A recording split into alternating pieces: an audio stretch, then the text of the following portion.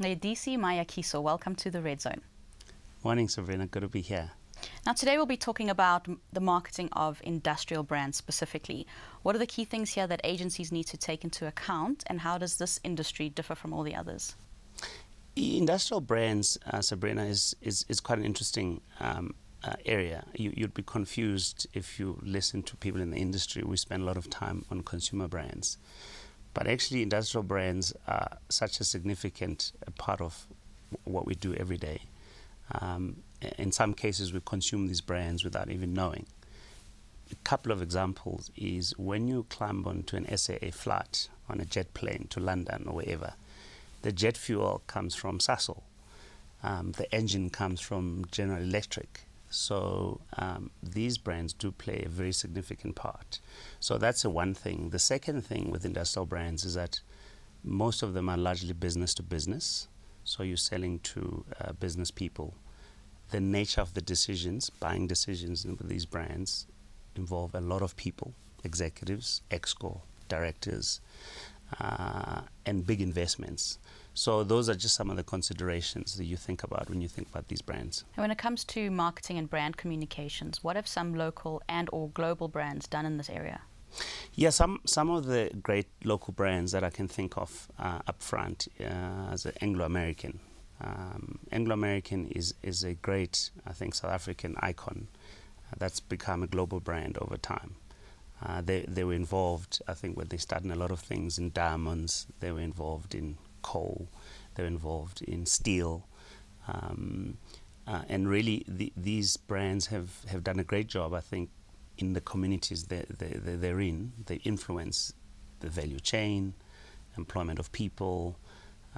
And most of the work that these brands do often is not work that you see every day. So it's not necessarily dominated by above-the-line advertising. It's based on doing a lot of work locally with local customers and local supply chains. That's one example. Sasol is another great industrial brand, South African, that's gone global. Often, people haven't noticed how Sasol's has become such a big company, big global company, involved in a lot of things. Again, there you'll see that a lot of the work that they do is not something that you see. They're involved in gas. They're a complete energy company. So it's not your traditional marketing approach where, TV is the answer, what's the question. It involves a lot of direct work. It involves a lot of working with customers as opposed to your traditional, let's slap an ad and there we go. A lot of industrial brands have sub-brand categories. For example, the Imperial Group with Europcar. What are the challenges that arise when marketing both separately and obviously as one unit? Yeah, that's an interesting piece. Sub-brands inside a big main brand is can be a positive thing because one, it allows, I think, the main brand to brand stretch into new categories. Therefore, getting a new customer set and so on and so on. At the same time, strong sub-brands can actually dominate the main brand, in which case there's often an argument then that says, what's the point of that sub-brand that's strong, that belongs in that group? Europcar is one big, well-known brand. If I asked you today what Imperial does, a lot of people wouldn't be able to tell you straight away. But if I asked you about Europcar, you'd know that they're in car rental. So those are just some of the considerations I think you have to think about, when you're managing a sub-brand, within a main brand. And more importantly, what's the role that the main brand is playing towards a sub-brand? Is it there just to mother the sub-brand? Is it there to help invest? Those are just some of the considerations to think about. Now, you also mentioned something about brand purpose. Yes. Does this matter to industrial brands, and is it really important to them? Oh, significantly. I mean, if you look at some of the brands that I've spoken about, brand purpose plays a very significant part. And more importantly, you'll see some of these brands don't talk a lot about their attributes necessarily, or they talk about product attributes.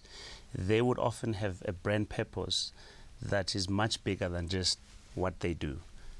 General Electric is one example I use. They talk about imagination at work. They're involved in a lot of things. But when you think of GE, you'll have a positive disposition to what they do. And often, as brand purpose talks to a lot of other things other than what they offer: trust, reliability, long-term investment, and so on and so on. So that's one example. So brand purpose plays a very big part. IBM is another example. They talk about solutions for a smart planet. In fact, in most of their communication, you're not going to see a picture of a computer or software or anything like that. That means that these companies are aspiring for a much bigger ideal, for their employees and their societies that they operate in. Now, you're the business director of Boomtown. Let's talk about the company and what stuff you've done. Can you give me a quick little case study on a success story that you've had with an industrial brand? Yeah, one industrial brand that one of the few that we've worked with that comes to mind is Agreco. Agreco is a temporary power solutions company. Essentially what they do is they provide generators to supplement your main power supply. So in the case where we had a few outages a few years back with Eskom, Agreco came into the South African market, fairly unknown in this market, and they came to us and they said, we think there's an opportunity here. Help us get into this market. We want to win some customers, give us some brand recognition.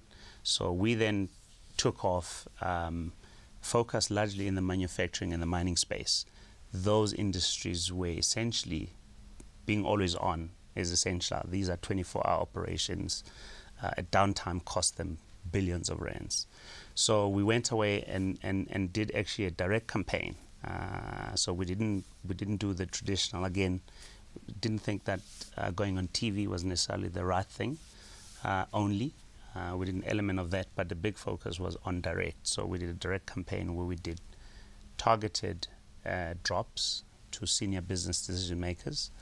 And we had such a huge response to this campaign. In fact, we won 2 gold Nkosi awards, at Asagas in 2011. Again, a classic example of how you would look at a, industrial brand versus your typical consumer brand. Well, it'll be interesting to see what happens next in the industrial space. Thank you very much for joining us. Thank you very much.